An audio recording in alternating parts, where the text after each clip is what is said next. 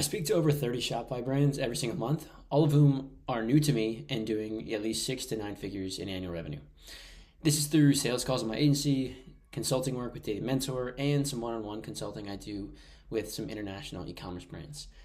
I reviewed all the calls from the month of March, and these are the 5 most common mistakes that all of these brands are making.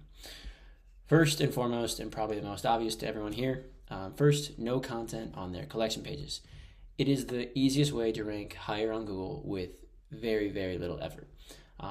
All these brands, maybe not all, a lot of these brands have great products, great reviews, and a pretty search-friendly site navigation. They've also got the target keywords in the H1 and the meta title, which is a good start to optimization, but it's not good enough, right? A lot of these brands have even worked with agencies or freelancers before, and the agencies or freelancers just slap the target keyword in the H1 meta title and call it optimized, right? It probably checked a box on Yoast or some other plugin or whatever, and they considered that done, right? But that's not enough.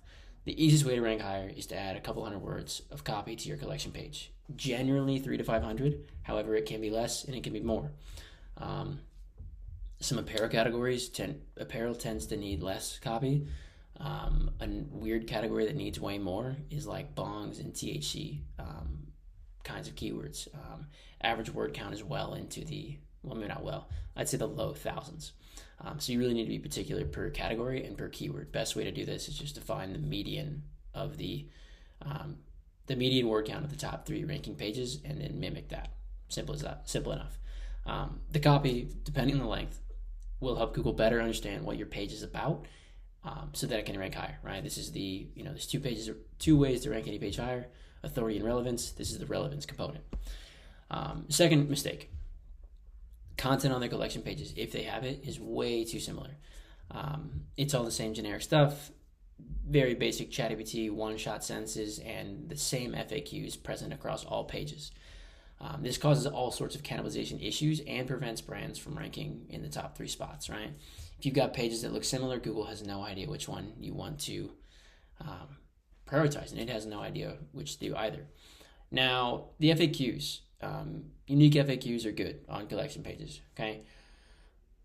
Similar or identical FAQs, also not a bad thing on collection pages, but if that's the only thing, then every page is the same, right? But if you've got 300 words of copy, a unique set of FAQs on each collection page, and then every page also has the same exact FAQs down below that, that's fine, because there's enough uniqueness above that in the couple hundred words of copy and the unique FAQs that the identical FAQs won't cause cannibalization. Now, these identical FAQs should be more like brand product related, right? Like what is the shipping policy? What is the return policy? When can I expect my order? Like things like that. Like those are the identical FAQs we're talking about. Or like, where do you guys source from? Or, it's totally brand dependent, right? So that's that. Third mistake: no internal links between similar collections.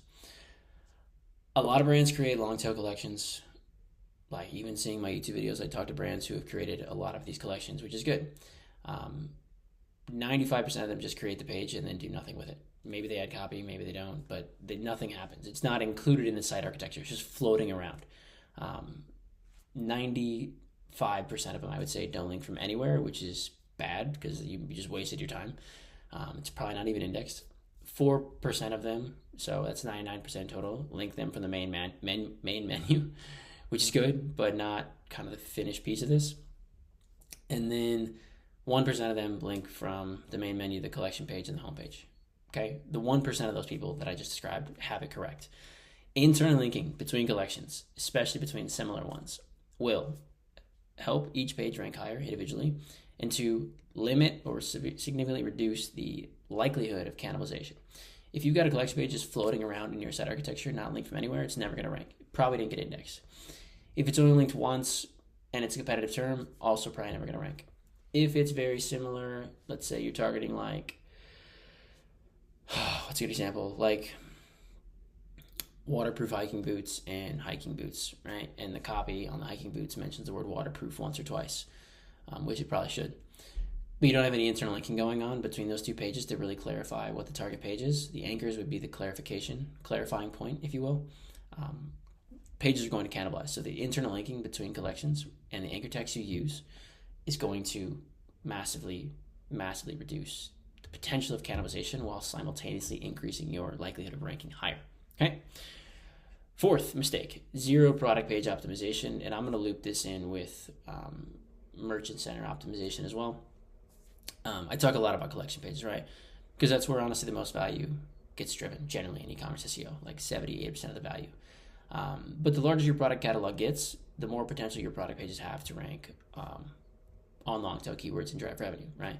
So if you've got a brand with 3 products, well, you really should spend time optimizing all 3, right? But if you've got a brand with 3,000 products, well, you can't spend as much time. You can, obviously with AI, you can be very quick now, but you don't have time to run through every single page manually. Like, it's just going to take too much time. But there are wins to be had because you've got more long tail keyword potential. There's more potential real estate available to you.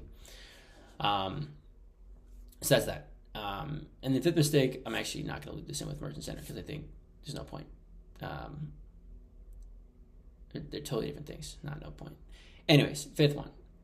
They set their product feed one time in Merchant Center, probably when they first launched Google Ads, and then they never looked at it or thought about it again. We work with a lot of brands who all of them run Google Ads.